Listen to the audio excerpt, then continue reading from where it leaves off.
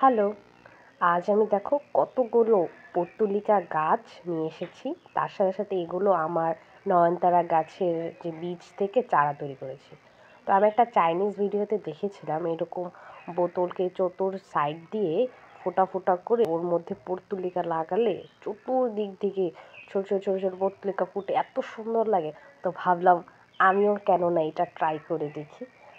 আমাদের এখানে এই পর্তুলিকাকে কি বলে, আমাদের এখানে কিন্তু এগুলোকে এই ঘাস ফুলও বলে, আবার অনেকে 9 o'clockও বলে। বাট তোমাদের এখানে কি বলে আমাকে কমেন্ট করে জানাতে কিন্তু ভুলবে না।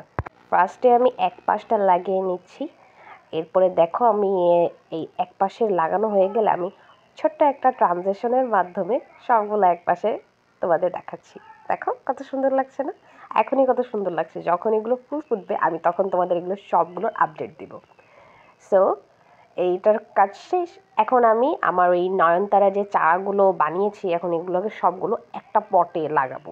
এই যে একটা বোতলকে আমি হাফ করে কেটে নিয়েছি, নিচে কিছু কিচেন ওয়েস্ট দিয়ে নিলাম, উপর দিয়ে একদম ঝুরঝুরা নদীর মাটি, আমাদের এখানে নদীর মাটিগুলো খুবই ভালো, এই ঝুরঝুরা মাটিগুলো চেপে চেপে বসিয়ে তারপরে এটার মধ্যে আমি আমার সবগুলো নয়নতারা চারাগুলো লাগাবো। এগুলোকে পরে রিপোর্টিং করব।